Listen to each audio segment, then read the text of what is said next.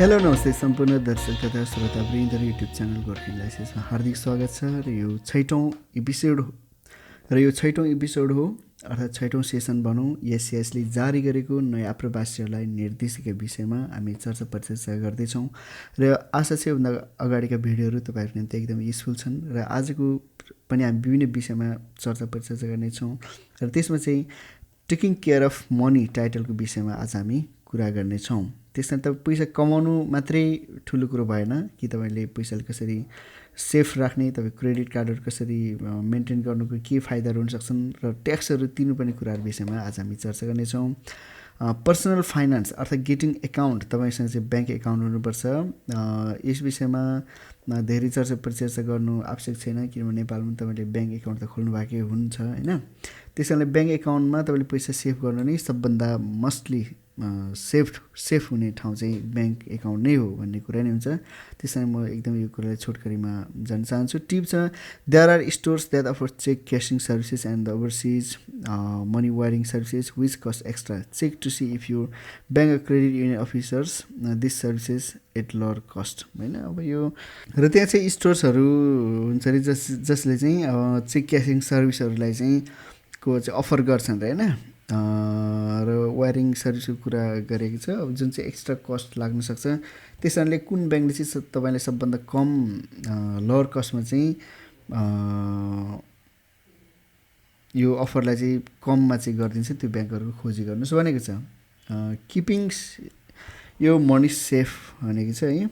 It is not safe to carry around large amount of cash or to leave cash in home. घरमै पैसा राख्नु अर्थात् साथमै पैसा बोकेर झोलामा हिँड्नु त्यो सुरक्षित कुरा होइन।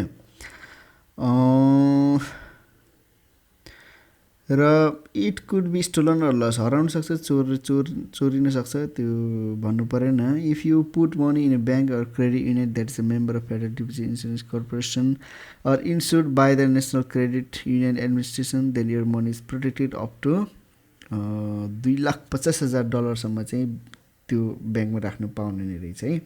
When choosing a financial institution, make sure it is either a member of the FDIC or that is insured by the NCUA।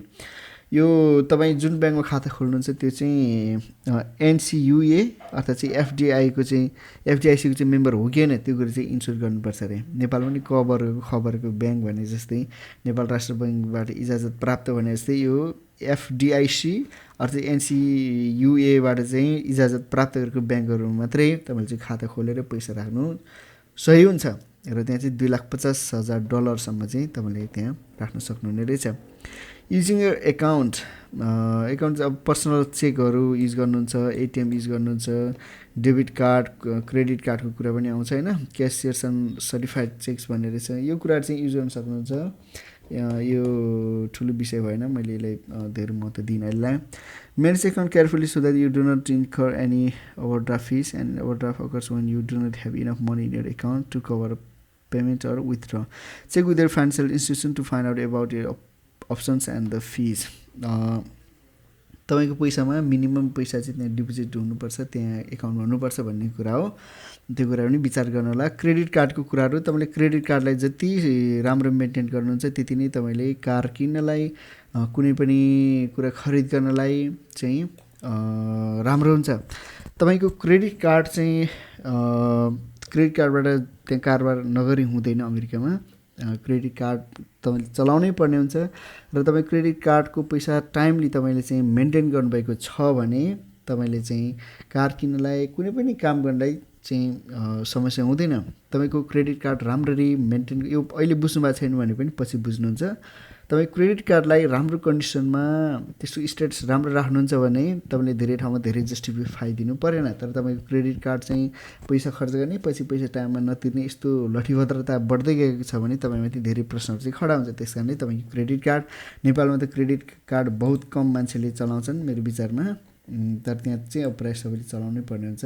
त्यस कारणले तपाईँ क्रेडिट कार्डको पैसालाई चाहिँ समयमै भुक्तानी गर्ने, परिपूर्ति गर्ने गरेर चाहिँ तपाईँको क्रेडिट कार्डको स्टेटसलाई चाहिँ एकदमै गुड कन्डिसनमा चाहिँ राख्नु होला। Check your credit card bill each month to make sure all charges are correct होइन। सबै तपाईँ क्रेडिट कार्डबाट भएको खर्चहरू ठिक छन् या छैन भनेर चाहिँ हरेक महिना चेक गर्नुहोस्। र कुनै तपाईँले खर्च नगर्नु भएको ठाउँ पनि तपाईँको पैसा काटेको जस्तो लाग्छ भने चाहिँ तपाईँले तुरुन्त रिपोर्ट गरेर त्यो पैसालाई चाहिँ रिफन्ड गर्न सक्नुहुन्छ भनेर चाहिँ भनेको छ। क्रेडिट कार्ड रेटिङको कुरा छ। Pay all your bills on time, समयमै सब हरेक बिलहरू तिर्नुहोस्। Keep your credit card balances low and pay at least the minimum amount due each month भनेको छ। जस यो क्रेडिट कार्डको रेटलाई चाहिँ मेन्टेन गर्ने कुरा नै हो, मैले जुन माथि पनि भनिसकेँ। र तपाईँको काम गरेपछि कमाएपछि अब तपाईँले ट्याक्स पनि तिर्नुपर्ने हुन्छ। इन्कम ट्याक्सको कुरा छ होइन। अब त्यहाँ अटोमेटिक अब काम गर्ने ठाउँबाट तपाईँको कटिहाल्छ। इन्कम ट्याक्स फाइल डकुमेन्टको कुरा भयो। अनि social security and Medicare taxes यो पनि गर्ने कुरा हो। सेल्स ट्याक्स तपाईँले तिर्नुपर्ने हुनसक्छ। प्रोपर्टी ट्याक्सहरूको कुरा चाहिँ हुनसक्छ। ठिक छ, यसो पनि अहिले धेरै चर्चा हामीले गरेनौँ। जस यो ट्याक्सहरू तिर्नुपर्ने रहेछ भनेर जस मनमा राख्नुहोला मात्रै, पछि उतै गएर तपाईँले चाहिँ गर्नुपर्छ गर्नुहोस्। यो W2 form wage and tax statement हो। यो W2 फर्म तपाईँले स्पोन्सरलाई माग्नुहुन्थ्यो, अब तपाईँको पनि त्यहाँ हुन्छ काम गरेपछि होइन। W2 is a federal form that list your earning and the taxes you paid for the last tax year.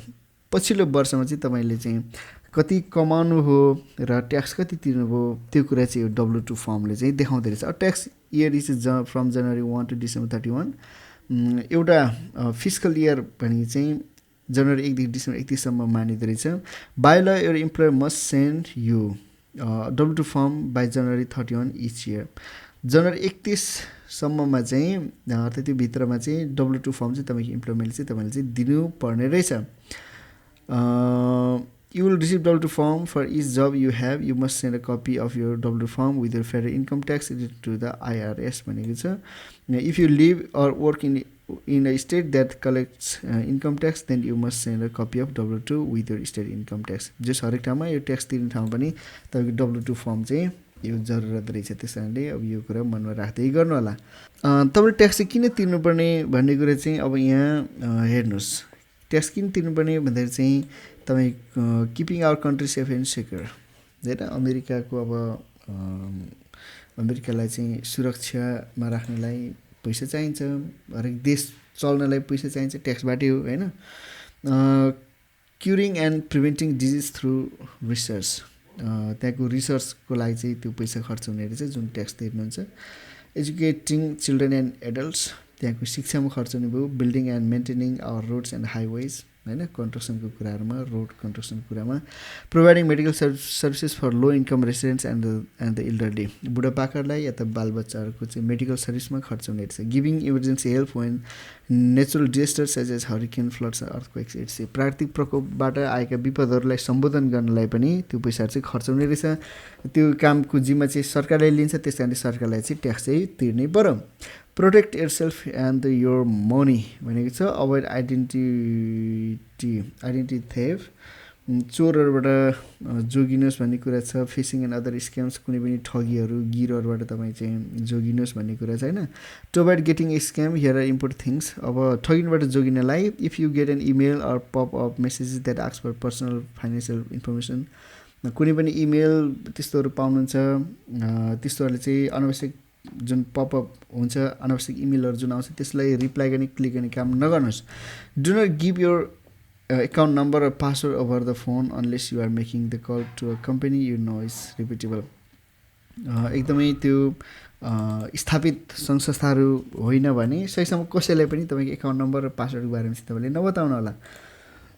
Review credit card and bank account statement as soon as you receive them to check for unauthorized charge. कुनै पनि अनधिकृत पैसाहरू काटेको जस्तो लाग्छ भने तपाईँको bank स्टेटमेन्टहरू चाहिँ तुरुन्तै चेक गर्नु होला भनेको छ।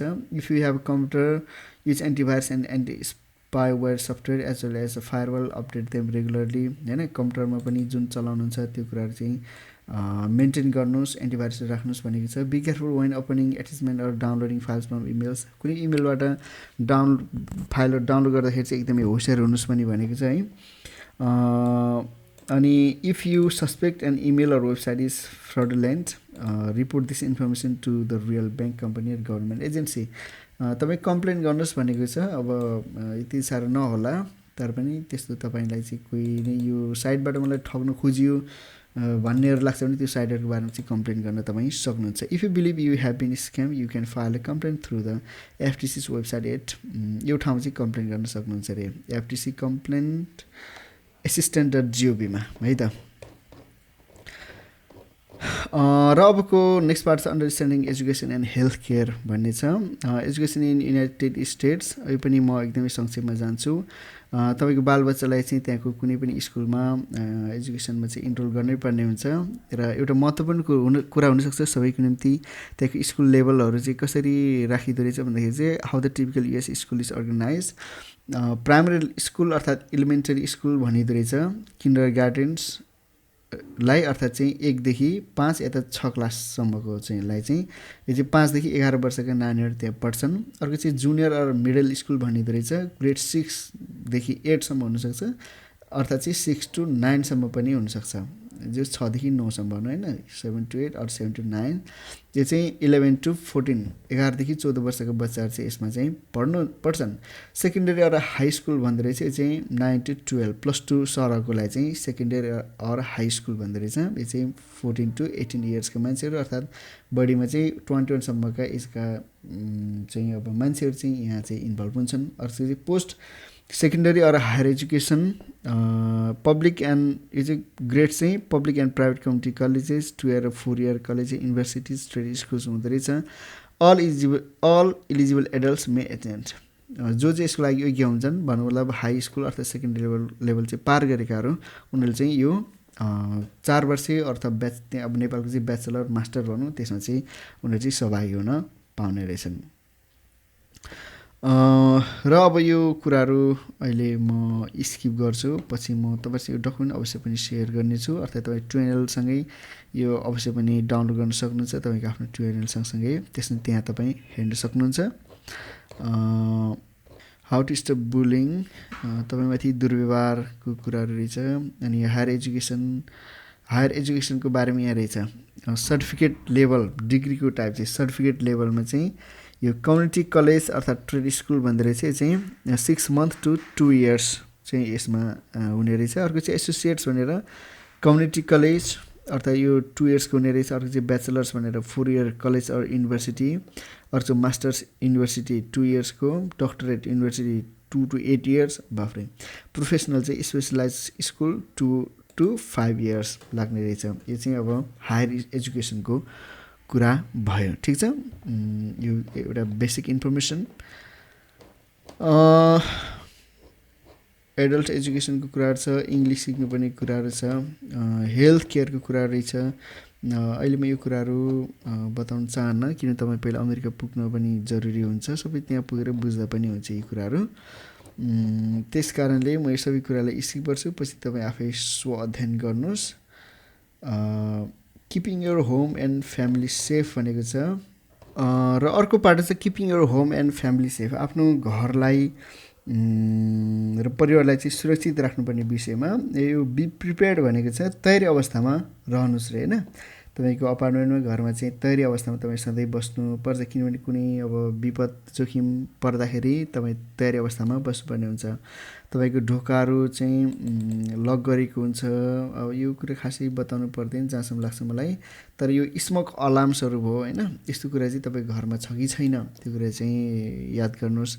Find out where the nearest hospital, police, fire station, कहाँ चाहिँ पुलिस स्टेसन छ, हस्पिटल छ, अर्थात् चाहिँ दमकलहरू छन्, त्यो विषयमा चाहिँ एकदमै जानकारी राख्नुहोस्। Find out where the main valves for gas, electricity and water होइन, यो सेवा सुविधाहरू कहाँ छ त्यो कुरा पनि तपाईँले जानकारी राख्नुहोस्। Disaster kit includes flash light, portable radio, extra batteries, blankets, यस्तो कुरो कुनै विपदमा चाहिँ तपाईँ घर छोडेर भाग्नु परेको अवस्थामा चाहिँ तपाईँ साथमा चाहिँ के लिएर जानु पर्ला त्यसको पनि तयारी गर्नुहोस् होइन। Practise with the family how to get out of your house in case of fire other emergency, आपतकालीन अवस्थामा तपाईँको घरबाट चाहिँ सुरक्षित ठाउँसम्म चाहिँ कसरी जाने त्यस विषयमा चाहिँ प्र्याक्टिस गर्नुहोस् रे फ्यामिलीमा है। Ask about emergency plan at your child's school, make sure your child knows what to do in the event of emergency. आपतकालीन अवस्थामा तपाईँको नानीलाई जहाँ छोड्नुहुन्छ कुनै घरमा या त कुनै स्कुलमा त्यसको बारेमा पनि तपाईँ बुझ्नुहोस् र नानीहरूलाई चाहिँ सिकाउनुहोस् कि यहाँ इमर्जेन्सी पऱ्यो भने कताबाट के गर्ने भन्ने कुरा चाहिँ त्यहाँ वेल इन्फर्म हुनु भनेको छ। फर्स्ट एडको बारेमा, पोइजन कन्ट्रोलको विषयमा होइन, स्टे इन्फर्मड भनेको छ। त्यहाँको हरेक सुरक्षाको कुरामा, टेरोरिस्ट एट्याकको विषयमा चाहिँ तपाईँले त्यहाँ सूचनाहरू जारी गरिन्छ, जस्तो इमिनेन्ट थ्रेट अलर्ट भन्ने हुँदो रहेछ, इलिभेटेड थ्रेट अलर्ट हुने रहेछ। हो त्यो ऊर्ध्वहरूमा त्यो जानकारी जुन त्यहाँ माइकिङ होला या त कुनै प्रकारले चाहिँ त्यहाँ खबर बताइएला भनिएला, त्यसको लागि चाहिँ तपाईँ अलर्ट भएर चाहिँ सधैँ रहनुहोस् भनेर चाहिँ भनेको छ। रेस्पोन्ड टु एन इमर्जेन्सी, आपतकालीन अवस्थाहरूमा चाहिँ तपाईँ प्रतिक्रिया दिनुपर्ने हुन्छ। जस्तै कल 911, एकदमै यो याद गर्नुहोस्। कुन ठाउँमा आग लागि भयो अनि अपराधको कुराहरू भयो, इमर्जेन्सी मेडिकल चाहियो, रिपोर्ट ग्यास लिक भएको कुरा भयो, यस्तो कुराहरूको लागि चाहिँ कल 911मा कल गर्नुहोस् रे। कल 911को लागि चाहिँ कस्तो अवस्थामा कल नगर्नुहोस् भन्दाखेरि चाहिँ कताबाट कता जाने भन्ने विषयमा चाल थाहा पाउनलाई, पब्लिक सर्भिसेसको बारेमा जानकारी पाउनलाई, अनि कोही चाहिँ जेलमा छ कि कोही निस्क्यो कि त्यस्तो कुरा सोध्नलाई, अनि अवस्थाहरूको बारेमा बताउनलाई, यहाँ यस्तो छ त्यस्तो छ भन्नलाई, एनिमल कन्ट्रोल गर्नलाई होइन, पुलिस अफिसरसँग कुरा गर्नलाई चाहिँ 911मा चाहिँ तपाईँले चाहिँ फोन नगर्नुहोस् अरे होइन। कस्तो अवस्थामा भन्ने कुरा चाहिँ हामीले बताइसकेका छौँ। 911 कल गर्दाखेरि चाहिँ के हुन्छ भन्दाखेरि चाहिँ call to 911 are easily answer within 12 seconds, मात्रै 12 सेकेन्डमा तपाईँलाई त्यहाँ रेस्पोन्स दिन्छ। त्यस्तो स्ट्यान्डमै बस्दो रहेछ, बाफ्रे बाफ। If you don't speak English tell the operator what language you speak. तपाईँ अङ्ग्रेजी बोल्नुहुन्न भने कुन ल्याङ्ग्वेज चाहिँ तपाईँ बोल्नुहुन्छ होइन, त्यो कुराहरू। यो चाहिँ एकदम इमर्जेन्सीमा चाहिँ 911लाई फोन गर्नुपर्ने रहेछ, तपाईँले एकदमै याद गर्नु होला। The 911 operator will ask you questions to find out what and where the emergency is. कहाँ चाहिँ आपतकालीन अवस्था हो त्यसको बारेमा तपाईँलाई चाहिँ सोध्न सक्छ भनेको छ। र कुनै ठाउँमा तपाईँले प्रहरीले तपाईँले रोकेर सोधपुछ गर्न थाल्यो भने तपाईँ नडराउनुहोस्। पहिलो कुरा त होइन, अनुहार हेरेर चिन्छ पनि भन्ने कुरो छ। नेपालमा पनि अब तपाईँसँग लाइसेन्स छ भने पुलिसले कहीँ रोक्दैन, लाइसेन्स नभएकै दिन चाहिँ पुलिसले झ्यापै रोक्छ। अब यो रहस्यहरू चाहिँ म पनि बुझ्न सकेको छैन। अब यो खालको चाहिँ अब अन्धविश्वास हो कि के हो है। त्यसै अमेरिकामा तपाईँ पनि कहीँ जाँदाखेरि पुलिस चेकमा पर्न सक्नुहुन्छ, त्यस्तो अवस्थामा पनि तपाईँ नडराउनुहोस्। अर्को कुरा, बी पोलाइट एन्ड कोअपरेटिभ, सहयोगी भूमिका निभाउनुहोस्, नरम व्यवहार गर्नुहोस्। Tell the officer if you do not speak English, अङ्ग्रेजी बोल्न आउँदैन भने त्यहाँ भन्नुहोस्। If you are in car do not get out of the car until the officers tell you to do so, अफिसरले तपाईँले नभन्नुन्जेलसम्म तपाईँ कारबाट बाहिर ननिस्कनुहोस्। Keep your hands where the officers can see them, do not reach into your pockets or into other areas of the car. कारको अन्य ठाउँमा अर्थात् तपाईँको हात चाहिँ गोजीतिर लाने, कता लाने, त्यसो कुरा चाहिँ नगर्नुहोस्। यसले गन झिक्न आँट्यो कि भनेर चाहिँ त्यहाँ समस्या हुनसक्छ। नेचुरल डिजास्टरको बाटो अहिले हामी कुरा गरेनौँ र आजको भिडियो यति नै। कस्तो लाग्यो कृपया कमेन्टमा व्यक्त गर्नुहोला। हामी नेक्स्ट भिडियोमा चर्चा गर्नेछौँ learning about the United states, र अझ महत्त्वपूर्ण विषयहरू छ यस सिटिजनसिपको बारेमा, त्यस विषयमा हामी परिचर्चा गर्नेछौँ नेक्स्ट भिडियोमा। कृपया च्यानललाई सब्सक्राइब गर्नुहोस्। हामी फेरि भेट्नेछौँ अर्को भिडियोमा। तबसम्मलाई नमस्ते, जय नेपाल।